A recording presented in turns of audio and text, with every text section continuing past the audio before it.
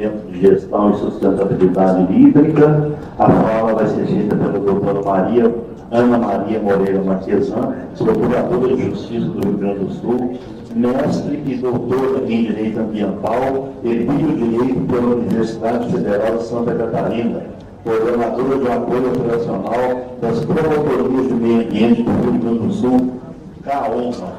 Por favor, doutor.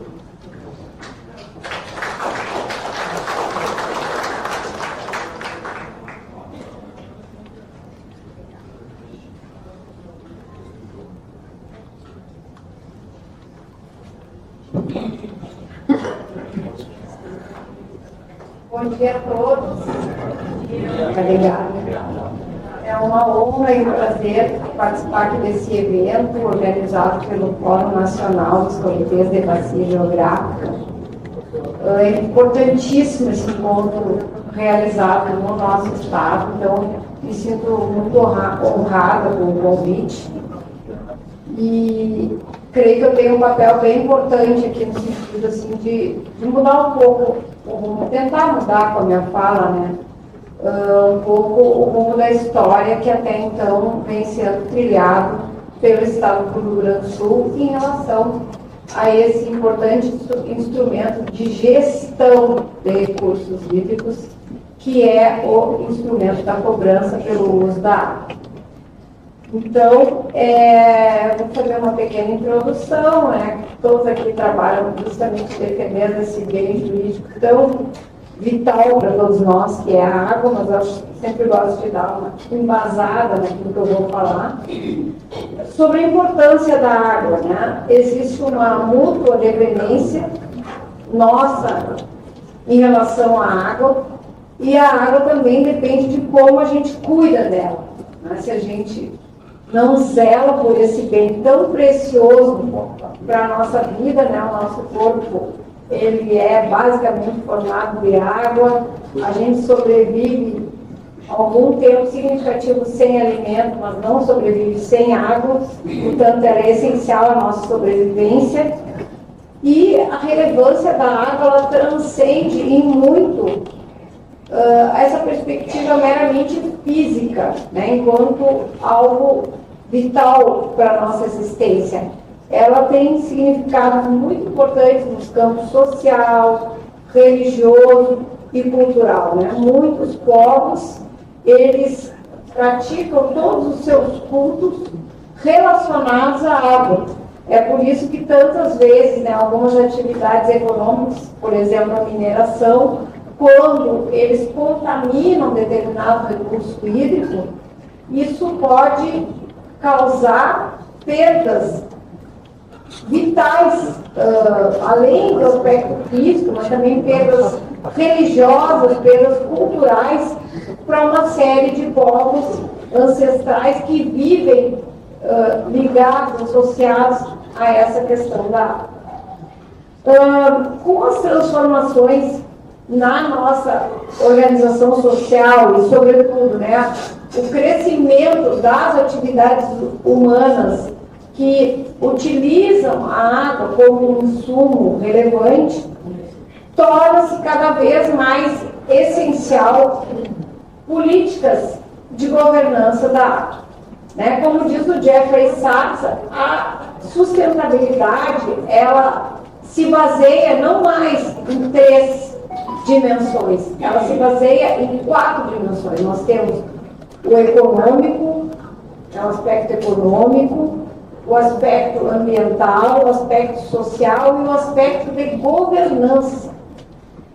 E no tocante à água, esse tema sobressai em relevância, né? É muito, muito importante que a gente tenha uma adequada governança da água, porque ela é um bem renovável, bem ambiental renovável. Nós temos praticamente a mesma quantidade de água no planeta há milhões e milhões de anos, todavia, cada vez ela se torna mais escassa, em razão da superexploração, tanto na indústria como na agricultura, também associada ao aumento da população mundial. Portanto, a gente entra aí num aspecto econômico, né, onde a escassez nós temos que aplicar instrumentos adequados de governança, sob pena de faltar água para os principais usos, que é a dessedentação humana e a dessedentação animal. Tá? Então, com as transformações na nossa estrutura social, o Brasil, o Estado brasileiro, teve que avançar sempre um pouquinho atrás, porque a realidade ela sempre se antecipa até que a gente tenha os instrumentos normativos adequados para reger essas novas realidades. E somente em 1997 foi que a gente teve a Lei 9.433, que é a Lei da Política Nacional dos Recursos Hídricos, lei essa, né, que consagrou a água como um bem de domínio público. Nós não temos mais águas privadas. A água subterrânea, por mais que ela esteja sotoposta ao meu terreno, à minha propriedade, ela é um bem de domínio do Estado, não é um bem privado, né? Essa lei também reconheceu o valor econômico da água, incorporando em seus instrumentos. Veja, uma legislação federal que veio a regulamentar o artigo 225 da Constituição, ela criou a cobrança pelo uso da água como um instrumento e ela vem sendo aplicada tanto em nível federal como na maioria dos estados da federação. Pela breve pesquisa que eu fiz, o Rio Grande do Sul e o Pará são os estados que ainda resistem à implantação dessa cobrança, o que, na minha perspectiva, na perspectiva do Ministério Público, traduz uma omissão ilícita por parte do gestor público. E depois, no final, nós vamos falar um pouquinho mais sobre isso. Evidente que essa escassez hídrica que eu falava só vem se aguçando com as mudanças climáticas, né? Se alguém ainda tem coragem de negar as mudanças climáticas, eu vou sugerir, mude-se para o estado do Rio Grande do Sul, que você, infelizmente, vai sentir na pele as consequências nefastas dessas mudanças. Porque aqui a gente se alterna entre momentos de abundância de água e momentos de escassez de água. E, infelizmente, a gente peca ainda no tocante à governança. Porque no momento que a gente tiver uma adequada governança, a gente vai a gente vai ter instrumentos adequados de reservação de água para nos momentos de escassez a gente justamente conseguir atender às necessidades básicas relacionadas à água. Então, nós temos essas variações incríveis nas médias, né?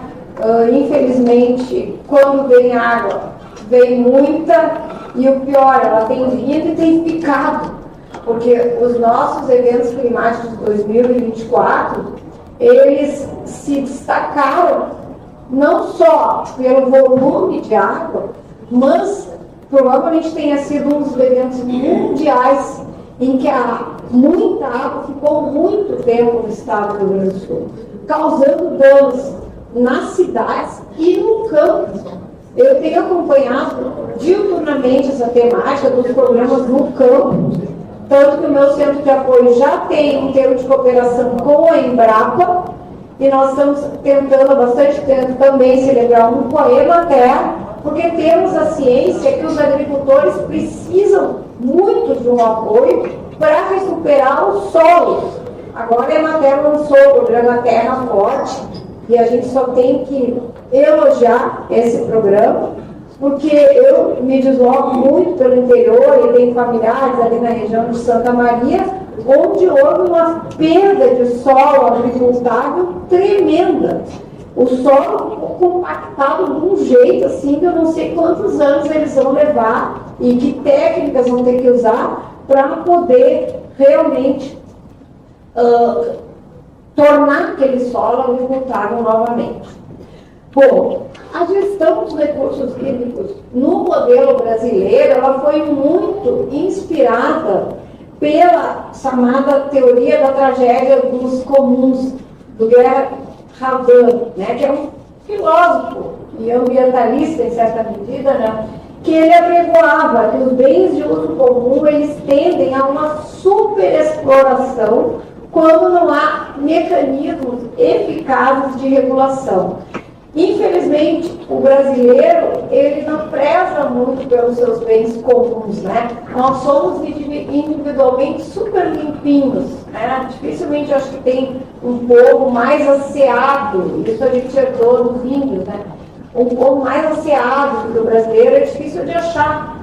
Todavia, em relação ao público, ao que é de todo, a gente não tem esse cuidado. Então, a Lei 9.433, ela vem nessa perspectiva de instituir esse instrumento da cobrança pelo uso da água para que a gente valorize mais a água. Porque hoje, na minha casa, por exemplo, o que eu pago? Eu pago o tratamento e a distribuição da água, mas eu não pago pelo uso da água. Né? Então, em um sistema capitalista como o nosso, a política do custo zero dos recursos naturais, ela conduz inevitável e irremediavelmente a uma degradação desse recurso.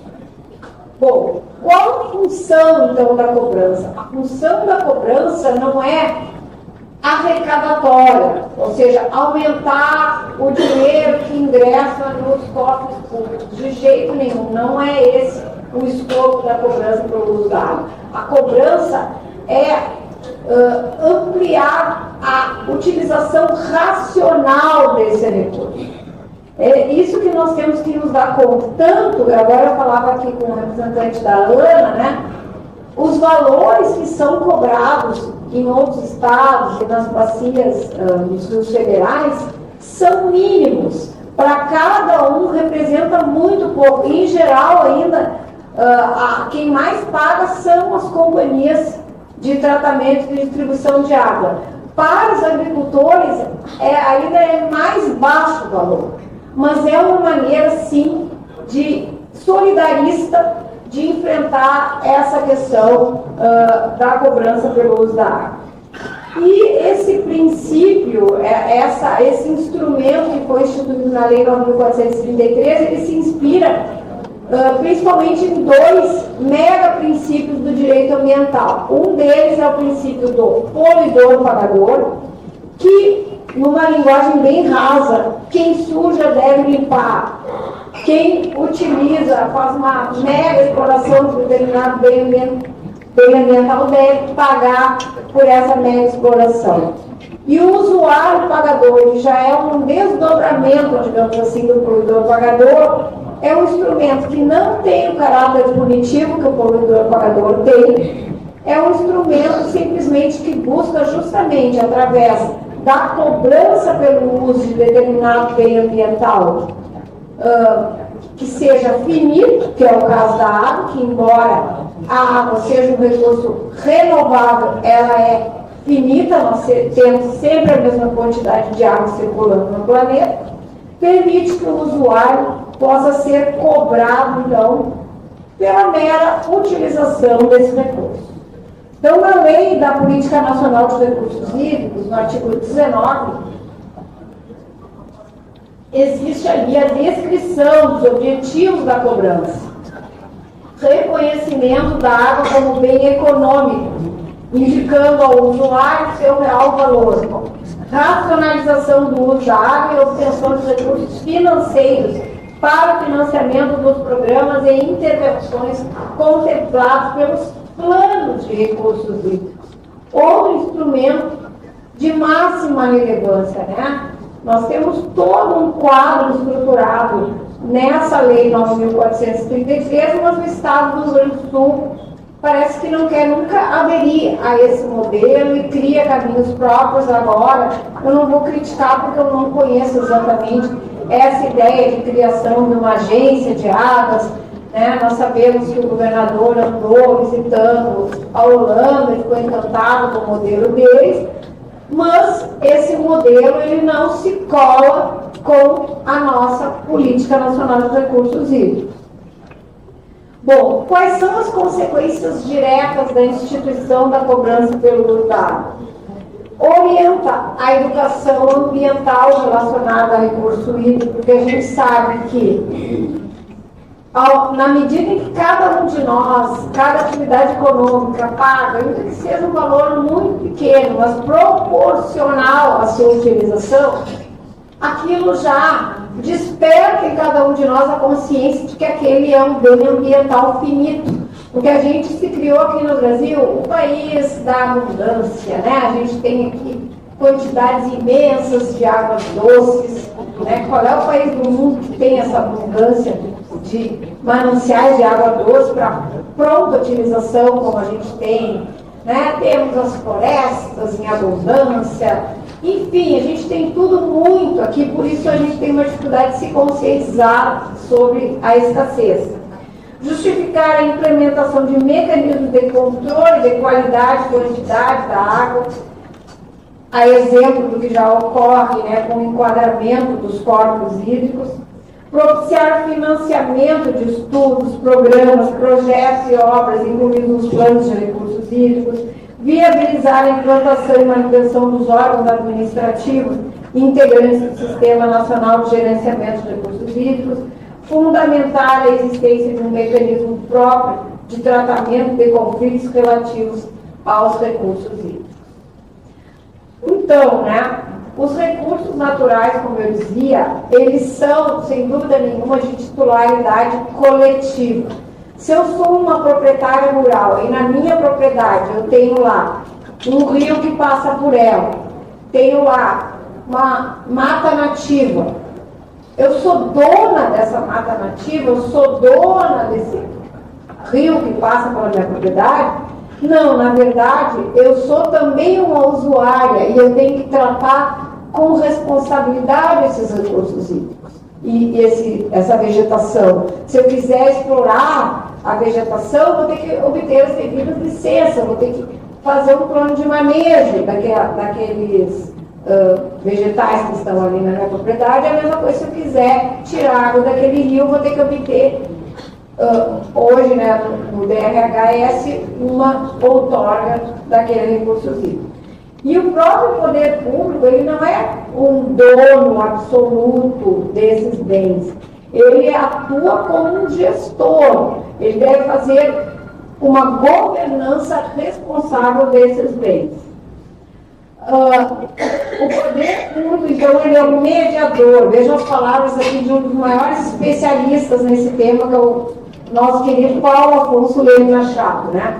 O poder público atua como mediador, fiscal e distribuidor das águas, visando conciliar o interesse de todos, sem deixar de lado a perspectiva, né, das gerações futuras, as quais integram a relação jurídica socioambiental, conforme prevê o artigo 225. O direito ambiental tem um viés, na minha ótica, encantador, que é esse compromisso com as futuras gerações. Essas futuras gerações são pessoas que não existem ainda, nós não sabemos quantas serão, onde viverão, muito menos como viverão, mas elas já são sujeitos de direitos.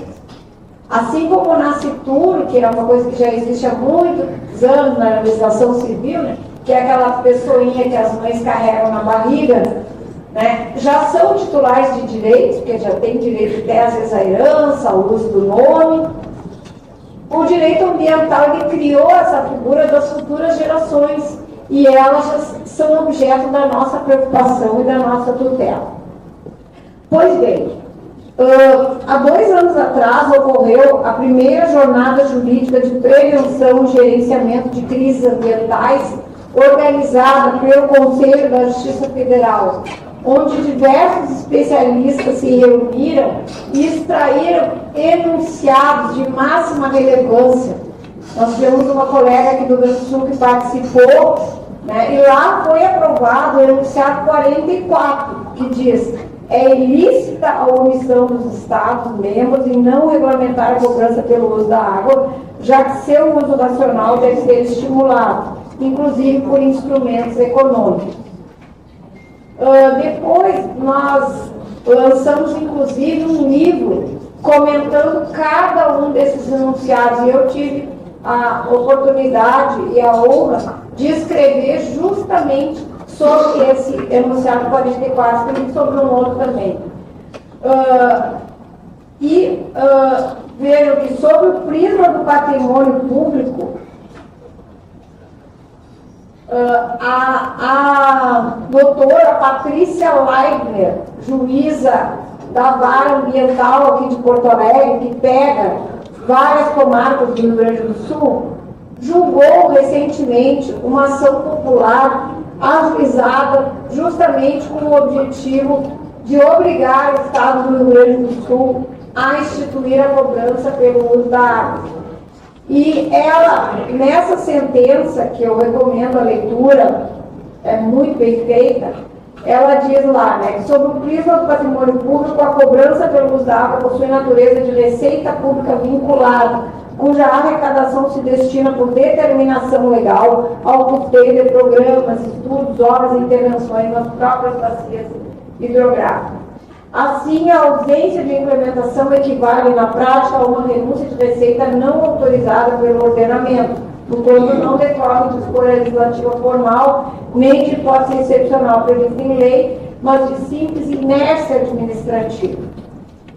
E depois, com base na contestação do Estado do Rio Grande do Sul, ela rebate, né?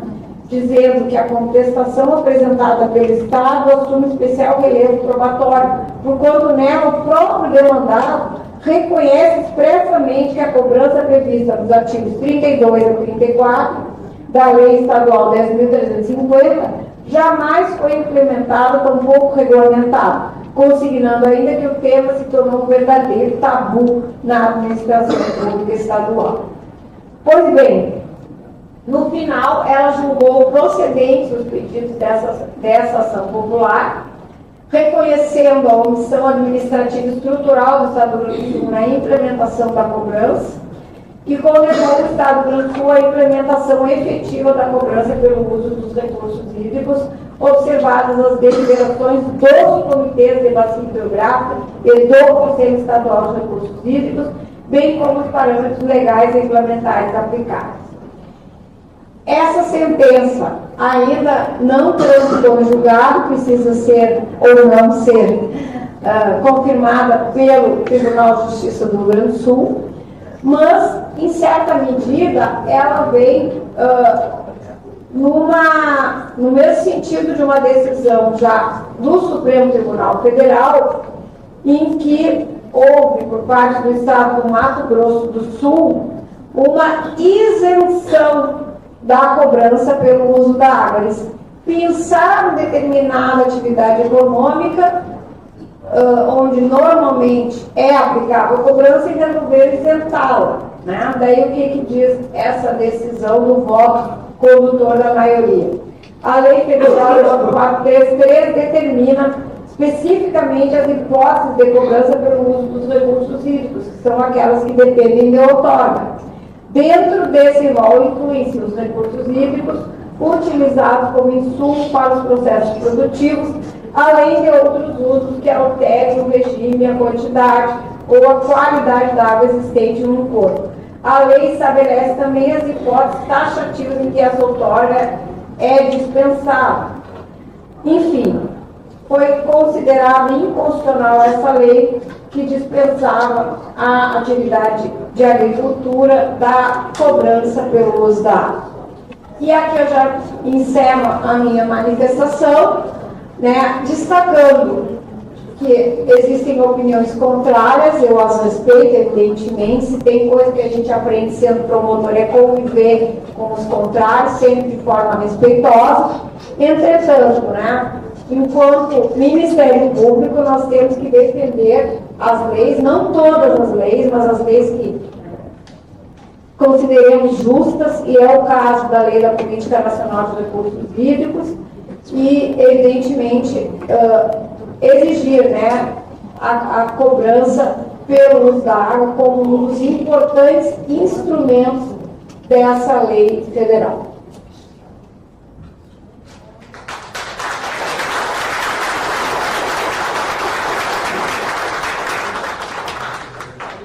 Professor.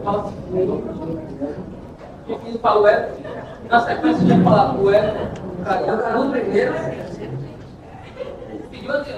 Adriana Jatulani. Karina. Yeah. Então, vou quitar o ai. Dolores, Karina. Jorge. Jorge,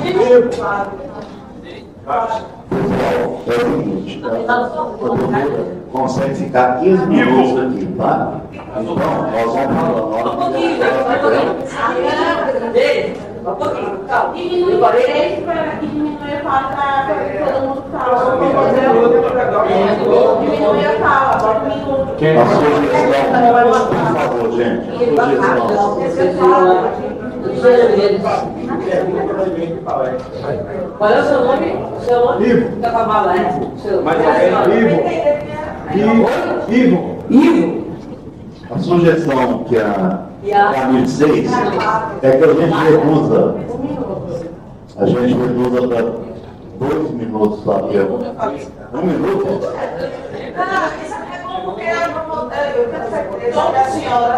A proposta da Camille é de redução de pergunta para 1 minuto, para que todos tenham oportunidade de falar. Mesmo assim, se vocês concordarem, ela tem só 15 minutos aqui, tá? Ela vai sensibilizar com a pauta. Não, pessoal, eu vou só escrever aqui, porque tanta gente levou o favor, eu posso ter esquecido alguém, tá? Por favor. Adriana, Everton, Camila, Maurício, Roberto, Ivo, Flávia, Luiz Carlos. Quem mais pediu para falar?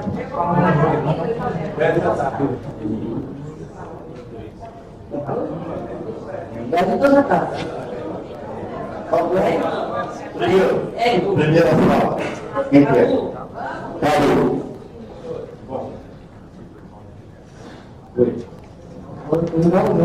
Não sei. Cadu.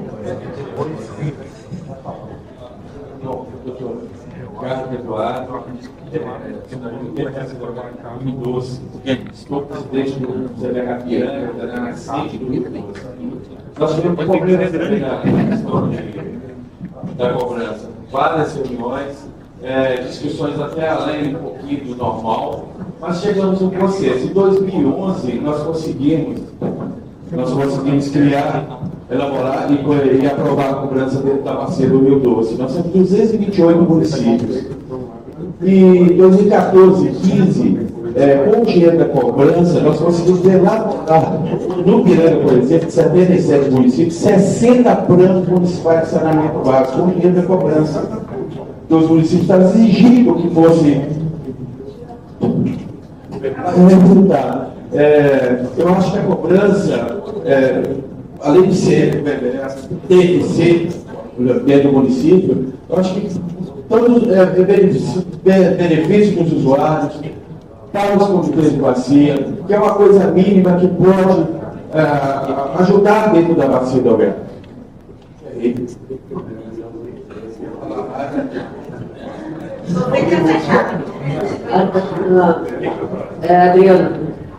Adriana.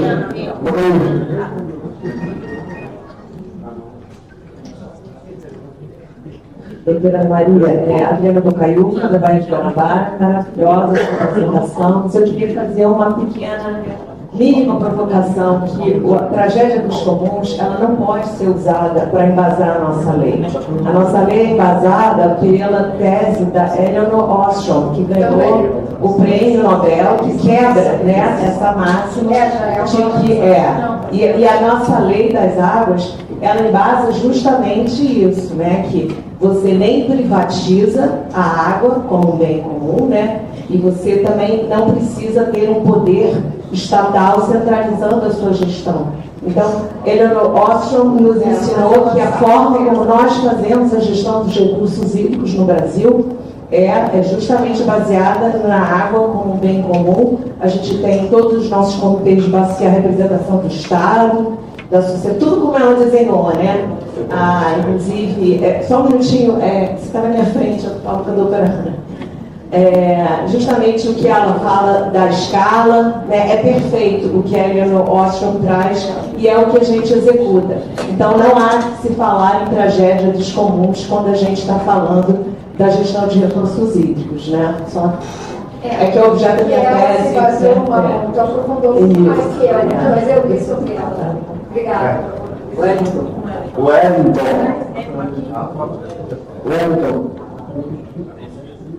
Wellington Eleazar, FECOB, Pernambuco. A senhora fez um comentário que 2 estados da federação não tinham cobrança. Eu vou acrescentar o terceiro, Pernambuco. Alagoas também.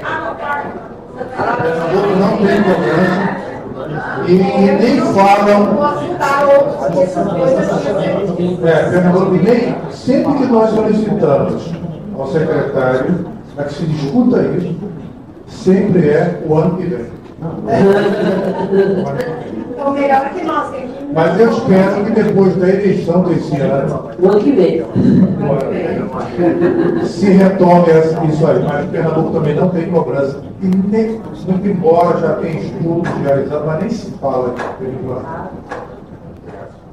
Karina. Microfone aqui. No Cadu. Essa lindíssima, queria registrar aqui, principalmente, agora eu peço que, se fosse vocês me ajudem aqui, que eu gostaria muito de poder falar, olhando para a senhora, e dizer, enquanto representante da sociedade civil organizada dentro do comitê, a importância de trazer essa questão da pauta da cobrança na base dos usuários, porque a gente tem uma pauta elitizada. Imagine para a gente ir para a base, para conversar com os usuários, aonde a gente tem 4 nomezinhos rápidos aqui que a gente estava elencando. Recursos hídricos, manejo, outorga e governança. O povo não sabe o que é isso. A gente precisa, Carlos Santos, a gente precisa realmente, para poder as pessoas terem essa consciência, inclusive quando se trata de educação ambiental, não vai ser com cobrança que a gente vai educar o povo, não. Em Sergipe a gente tem um exemplo, e temos cobranças já. Os comitês se uniram com o governo do Estado, com o Ministério Público Estadual, e está cobrando, e a gente está na base para mudar essa realidade. Então fica aqui o nosso registro, o nosso compromisso, inclusive com esse Estado, para trazer esse exemplo. Ou a gente passa a todos falar de forma como a gente necessita, porque a cobrança os comitês precisam para fazer a diferença. Para fazer a diferença na base, a gente não faz o dinheiro, não. Próximo. Dolores.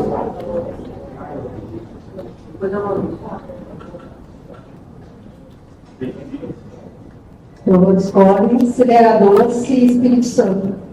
Doutora Ana, como não tenho assim, uma pergunta para fazer, mas uma colocação mesmo. Como que o Ministério Público, né, tem se mostrado importante nessa pauta da discussão da cobrança? O Espírito Santo também é um estado que não tinha cobrança, instalou a cobrança, decretou a cobrança no final do ano passado, e ontem a gente teve o lançamento do decreto estadual para a agência delegatária. Hoje ele foi publicado no Diário Oficial. Então, esse é um pequeno passo que foi dado, mas que a gente precisa comemorar cada passo dado. E o Espírito Santo, doutora, também é um estado que foi nessa linha de isentar a cobrança para a agricultura, né? De uma forma equivocada, é claro, né? Já viu o exemplo de outros estados que foi dado como constitucional. A gente acredita que isso no Espírito Santo vai cair também, daqui a pouco o STF vai fazer essa análise, é óbvio, mas mesmo isentando a agricultura, a gente considera que foi um grande passo, um atraso, né?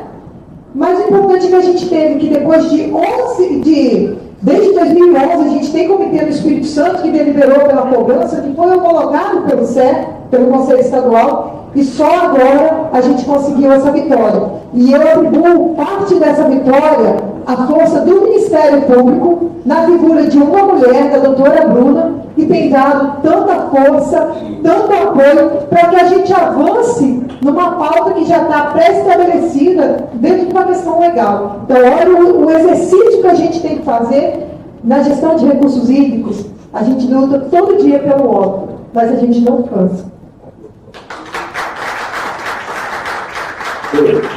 Doutor, nós estamos numa discussão muito séria. Eu estava semana passada em Brasília, em uma audiência com a deputada Alice Portugal, que foi designada como nova relatora do TR 4546.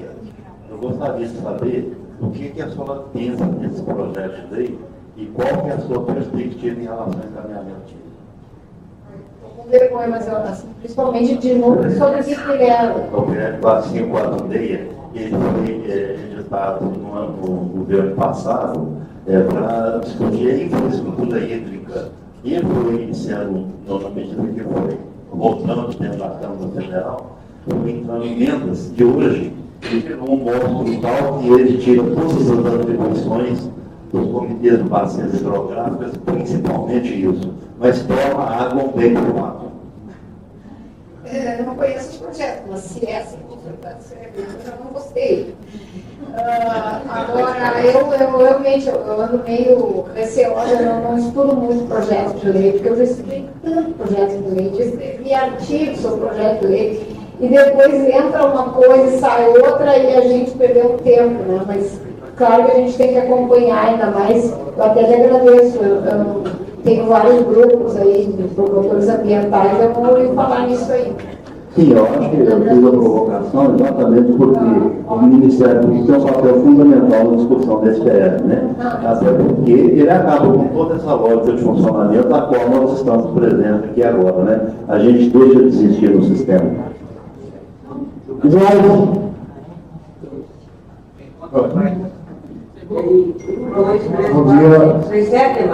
Bom dia a todos. José Jorge, presidente do CTH de Amaratuba, Sergipe.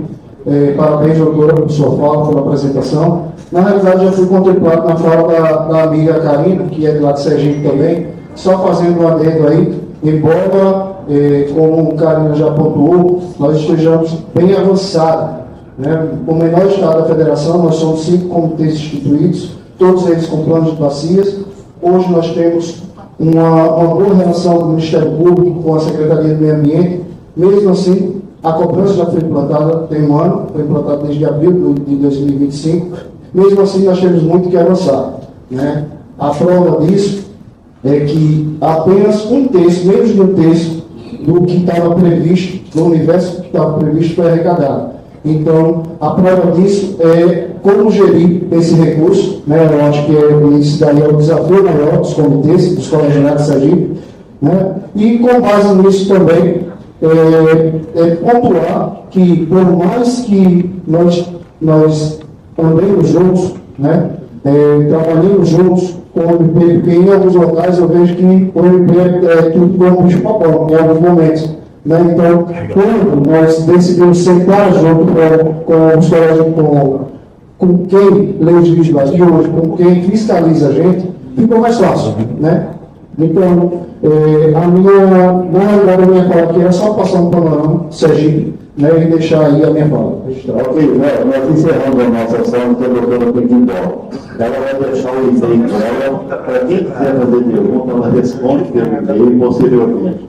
Amanhã nós teremos uma pauta extensa de discussão do TR 4546 e a gente pode ampliar uma discussão a respeito dessa questão de cobrança. Maurício, pessoal, ninguém está na ponta aí, ó. Caramba, Rodrigo, Ela que não tem tempo de responder, não tudo bem, só quer fazer uma. Maurício, tem uma proposta dela aqui, por favor, só um minuto, peça o microfone.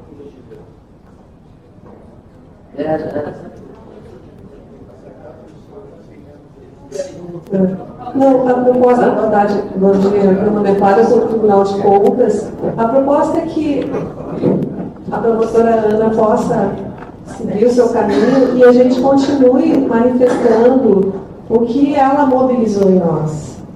Perfeitamente, nós estamos com o nosso tempo.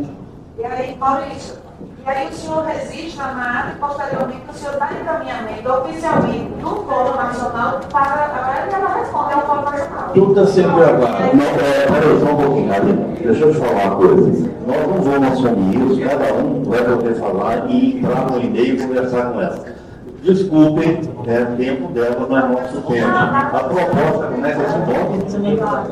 A Flávia fez uma proposta, ela é do Tribunal Público do Estado, é que a gente continue falando, cada um faça a sua fala aqui, independente da presença da doutora. Pode ser, gente, a gente ficar mais uns 15, 20 minutos, doutora, nós queremos agradecer. Nós queremos agradecer pela presença, infelizmente. A gente gostaria que você continuasse aqui, para a gente continuar o debate, que é muito claro para a gente.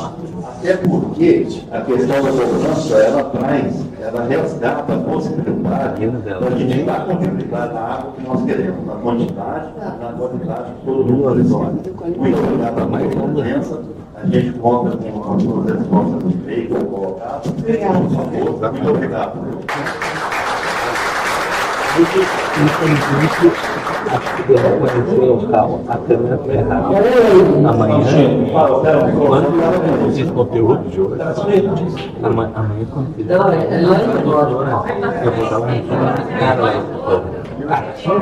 Muito obrigado, eu sou do Comitê de Média agora, no Estado do Ceará. Só um estímulo para a doutora do Ceará hoje tem como instrumento de cobrança o principal instrumento de gestão do Paulo. O Estado do Ceará hoje faz a cobrança, Maurício. Nós temos no comitê representante tanto do Conselho Administrativo da COGEP, que é a Comissão de Gestão de Recursos Hídricos. Hoje nós temos membro do comitê do Conselho Estadual de Recursos Hídricos, que também decide para onde vai essa arrecadação. A arrecadação de arrecadada na bacia, nós decidimos, junto com a Companhia de Gestão de Recursos Hídricos do Estado do Ceará, aonde nós temos investido esse dinheiro. Então, o instrumento de cobrança é o instrumento, principalmente, para o fortalecimento dos comitês. Isso nós conseguimos, através do Fórum Cearense do Comitê, nós conseguimos essas cadeiras dentro dos órgãos gestores do Estado do Ceará. Como a luta nossa, hoje nós temos membro do Conselho Estadual, membro do Conselho Administrativo e membro das secretarias, discutindo e mostrando a importância do comitê. Então, o instrumento de gestão é um dos principais instrumentos para o fortalecimento da gestão do recurso dentro do Estado. Obrigado, eu desconheci o sistema, a governança do sistema do Ceará e passei a entender a partir da nossa presença lá no ano passado. Gente, o Ceará é exemplo do Brasil e do mundo em questão da governança da água. Principalmente no que está fora da Só, a gente continua com 1 minuto ou abre mais um pouco? Não, 1 minuto. 1 minuto? Olha, eu já o e-mail da doutora, Tem abriu logo para passar para o próximo. Sem querer. Ivo.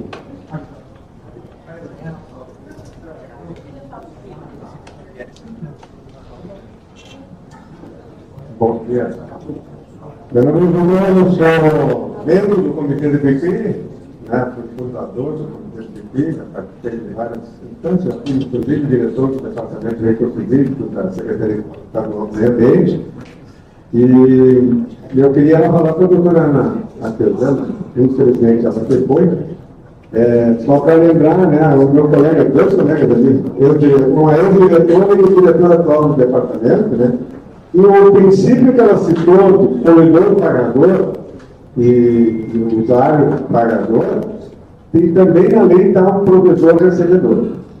E vou lembrar também, o nosso antigo líder, o doutor João Francisco Juliano, que dizia sempre, a gente concorda que quem está concorrendo pela água, está poluído, ela não tem que pagar. Mas e quem está provendo? E quem está entregando essa água de qualidade, como a gente entrega na nossa região aqui em Uruguaiana, no coordenador regional aqui, sabe bem disso, tem lugares onde há 50 anos atrás as vacas não tinham que beber no verão, nesses 4 verões que a gente teve de laninha aí, não tinham que beber e hoje elas têm, não precisa levar as vacas longe, porque tem provedores e poderiam estar recebendo por isso. Então, naqueles princípios que a doutora Ana Maria Marquezine colocou, que eu teria muito mais outras coisas para acrescentar, mas principalmente isso, de que leva em conta que a água do Rio Gravataí, ali na estação de penetração de Cachoeirinha, ela é classe 4, e vai para dentro da lavoura, e quando sai a lavoura, ela sai em classe 1. Flávia. Ali.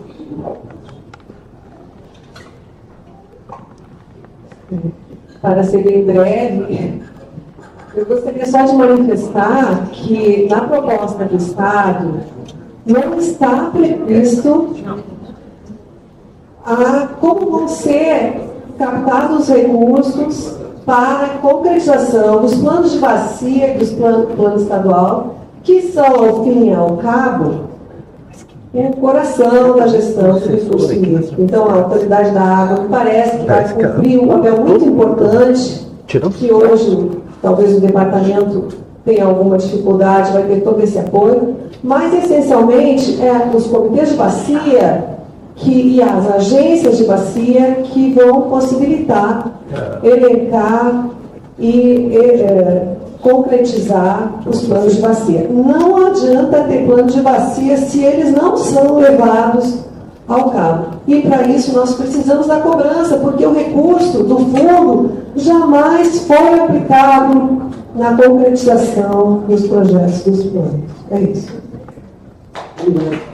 Luiz Carlos. Aí, esse chinelado. A pergunta de adiantamento para a promotora, mas como não está, vamos fazer igual, né? No meu entendimento, essa forma de centralização das políticas dos comitês de bacias que o Estado está implementando, ela fere o artigo 225, né, da Constituição Federal, e eu entendo que a gente tem que contestar isso, porque ela vai centralizar as decisões, que é o erro do Estado, que já não vem fazendo uma política expansiva representando todos os comitês. Então, eu entendo que nós podemos, como comitê gaúcho, questionar essa questão do governo do Estado e contestar essa questão. Acho que é importantíssimo o nosso comitê gaúcho entrar com ação contra o governo do Estado e não aceitando essa centralização do poder das comitês bacias. É isso. Hélio.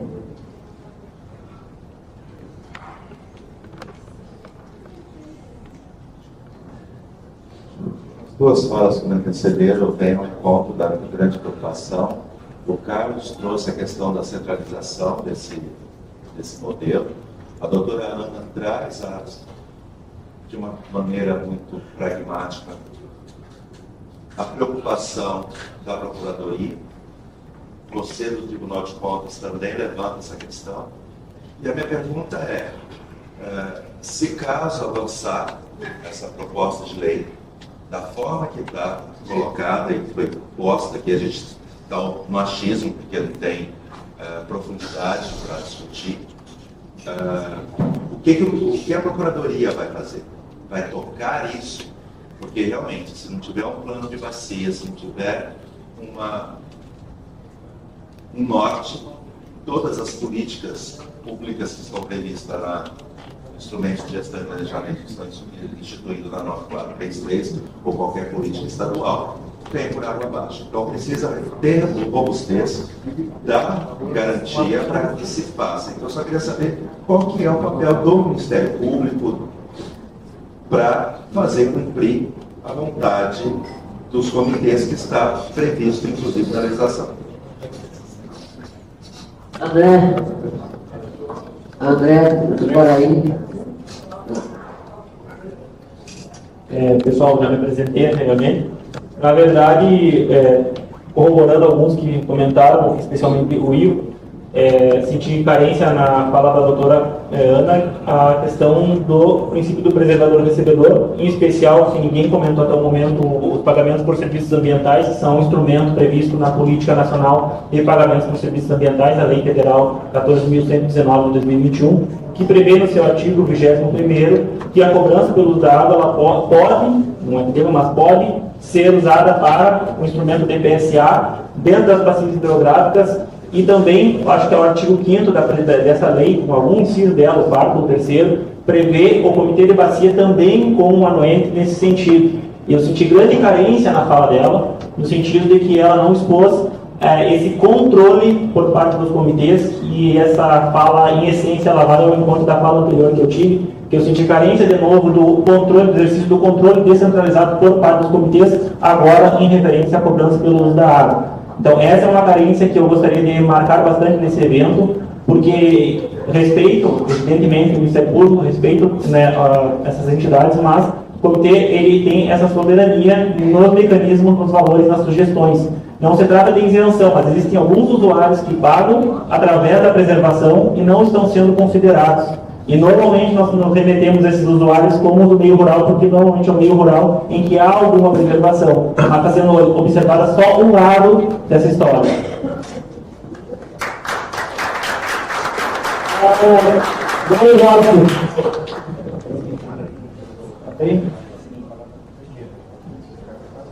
Só Marirosa que foi salvada foi embora. Da Marirosa. Bom, pessoal, eu me chamo Mário Roberto, sou do estado de Tocantins, do Fórum Tocantinense, do município de Xanduá, Tocantins, e do estado do Pará. Eu vi a fala da vereadora, né? E é muito importante o que está acontecendo no estado de Tocantins, já vem acontecendo há tempo. Mas a gente falou que o estado de Tocantins está no processo de formalização com o IF, de lá para poder ser delegatário do nosso comitê. Né? A gestão dos comitês de Tocantins. Agora, na semana o Estado de Tocantins está assinando, né, esse recurso de acordo com o comitê, e nós estamos mantendo com o presidente do governo pela recuperação de área pelo parceiro do Estado. A diretoria de recursos vinculados ao nosso Estado sempre apoiou o nosso comitê, esse trabalho é um sucesso, porque nunca fomos desamparados desde o início. E também está contribuindo para a cobrança, que já falo aqui, e é importante o comitê de Tocantins, o primeiro cobrança instituída, ele chamou o comitê do Período, no estado de Tocantins, região norte, o primeiro, né, e já assinou o decreto, já foi aprovado pelo plano estadual, né, na técnica, recurso para fazer o primeiro, para apoiar o primeiro, os cobranças do comitê, do segundo comitê. Então, eu fico muito feliz com isso e dizer que os programas, o comitê de Tocantins estão andando. Não é questão da cobrança, a gente sabe que é importante, mas a gente estamos andando, o Brasil é um sucesso. Então, a questão